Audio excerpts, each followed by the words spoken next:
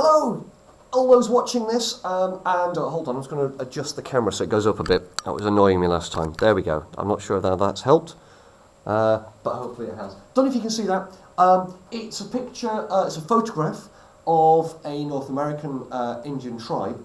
North American native tribe, and a medicine man. This medicine man is wearing a scary mask with huge wooden hands. I would have asked you about that, but you're not here. And we have other examples of similar things. Here's a shaman.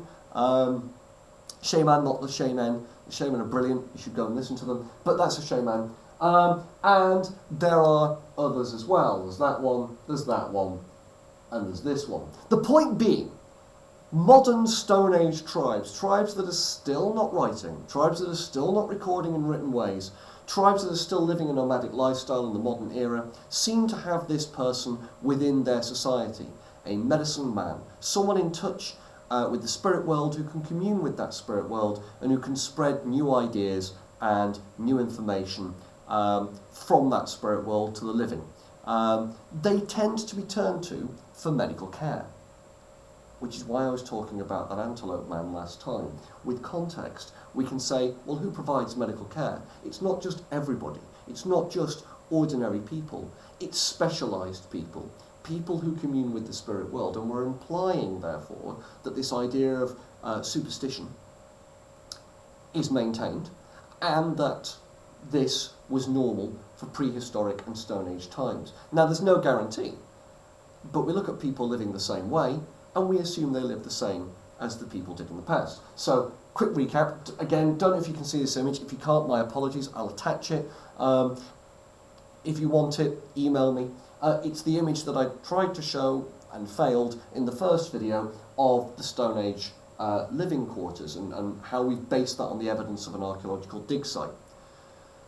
You take that evidence and you look at people in Australia, the Aborigines, and you look at people in Kenya, you look at people in South America, you look at Native Americans, and you see very similar lifestyles. And the assumption is if they live a similar lifestyle, they probably have similar beliefs, and they do similar things. And on that basis, what historians can do to work out how prehistory worked is by studying modern Stone Age tribes. The question, I'm not sure if you can see it, says, how can a study of modern Stone Age tribes help you to understand prehistoric medicine? But remember, medicine is a lens. We're using it to talk about the whole of prehistoric society. And the answer is quite detailed, as you probably imagine. What can we learn from modern Stone Age tribes? I believe it's page 4 in the booklet that I attached at the beginning of this course, if you want to work through that. Who are these modern Stone Age tribes? Well, they're isolated. They are either through choice or through other situations, that's not the word, circumstances, they are untouched by modern ways. They live their own lives. They're in the Amazon, they're in hard to reach places, or they've deliberately isolated themselves like the Chikung tribe. Chikung tribe are one of my favourites because they're really difficult to spell. Plus, they make weird noises. Chikung is their name. How do you write that? We go with an exclamation mark for the or is it boom? Anyway, you get the idea.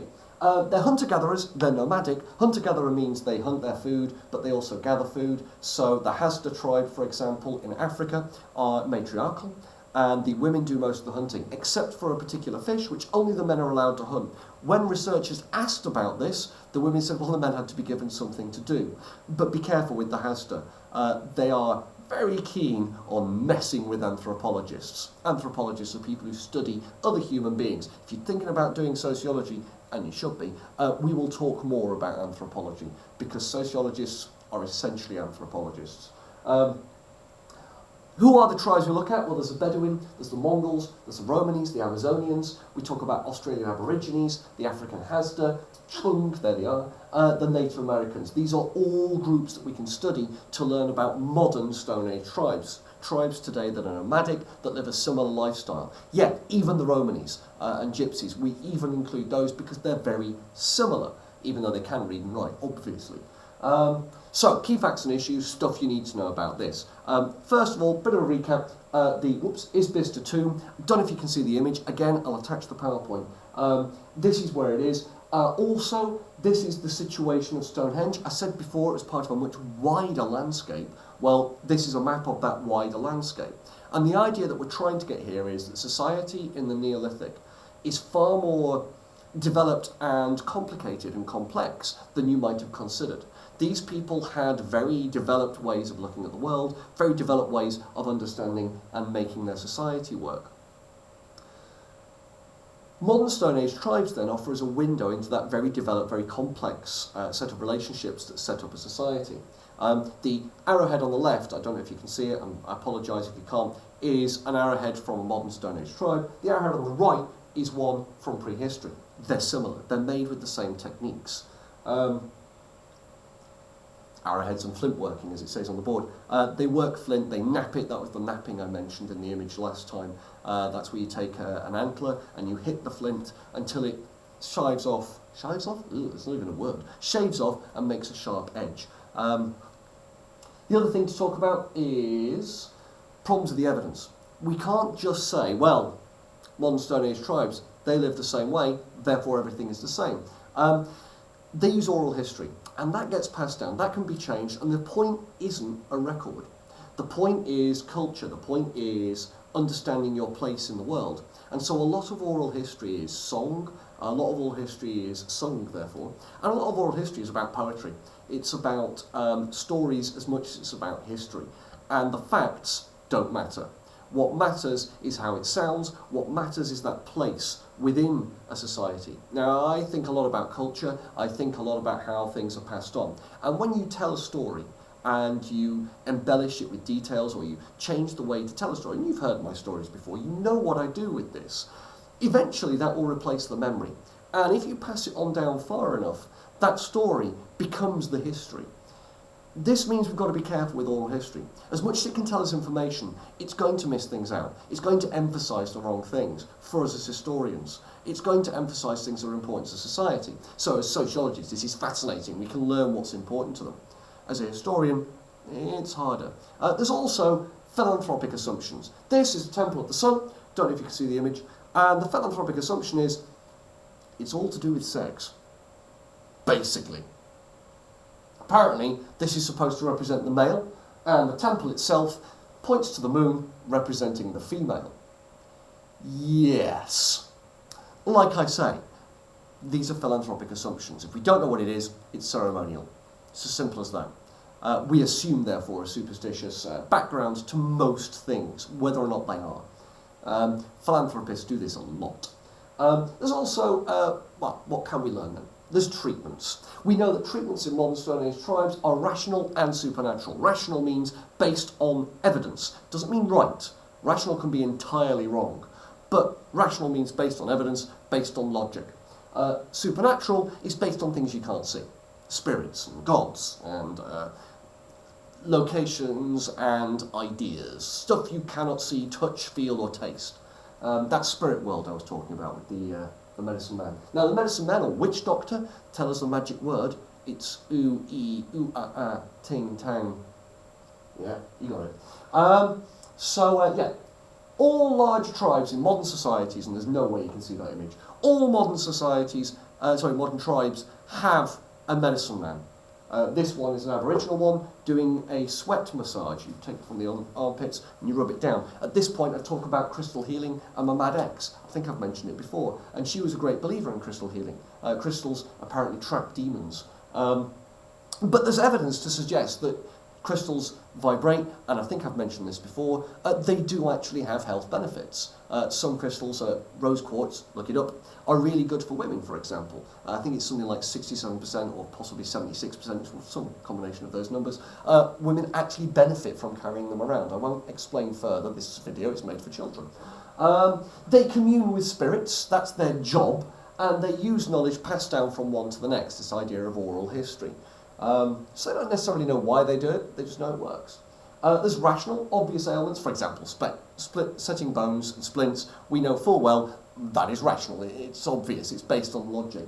Herbal remedies, which is an advert that's totally out of date now, and I still do the joke. So we can treat cuts and pains, and much of those herbal remedies are still used today. Aspirin, for example, is taken from the willow tree, and it's a blood thinner. Cocoa leaves. In South America, they were used, it's where we get cocaine from, it's also where we get chocolate from. And you chew them, and they release pain. They stop, they're an analgesic. Squaw root in North America is a similar plant, does a similar thing. Why is it called squaw root? Because it was used for women with periods. Sorry. Hence squaw. Squaw is the Native American name for a female. Supernatural, there are hidden ailments according to these people. Maybe it's caused by the spirits, maybe it's caused by animals, maybe you didn't pay enough respect when you went hunting. There's an article here from C. Levi Strauss who said death by magic. Again, I think that's in the booklet that I gave you, but the point is the placebo effect is very powerful. If you believe something strongly enough, the likelihood is it will have an effect. I won't read through it, you can read through that in your own time. Charms, they've got pointing bones, one of my favourites. You can give someone a curse or you can take it away with a pointing bone, say the right chant. Crystal healing I've already mentioned. Burying excrement, they do this to please the gods, they do this to please the animals, they do this to please spirits. It also has the other effect of keeping you away from your own poo. Every human's feces is, well, it's symbiotic basically. We've got gut bacteria, but it's our gut bacteria. It's based on the food we ate, not from where we were born. And as a consequence, every human's gut bacteria is different. If you hang around other people's poo, the chances are you will get ill with pretty nasty infections that will kill you, because everyone's gut bacteria is unique. So burying poop keeps you all safe. They don't know any of that, they just know it works. Is it successful? Well, yeah, most of the supernatural stuff they do because it works. Does it work because people believe it? Does it work because it actually has a logical background that they don't know? Bear in mind that doesn't make it rational, because they don't know what the logical background is. Yeah, it does. And this is something you've got to bear in mind as an historian. You might believe a certain thing, but a series of people you're reading about and the sources you're using might not. That doesn't make them wrong. Final point and the conclusion, therefore, is we can say a great deal about prehistoric society from modern Stone Age tribes, but caution is needed to make sense out of it. In the booklet that I attached at the beginning of this course, you will find a section on this, and I'm hoping that this has helped you navigate that and make sense of it. I've now run out of time, so thank you all very much for watching if you have been, and have a lovely day and stay indoors.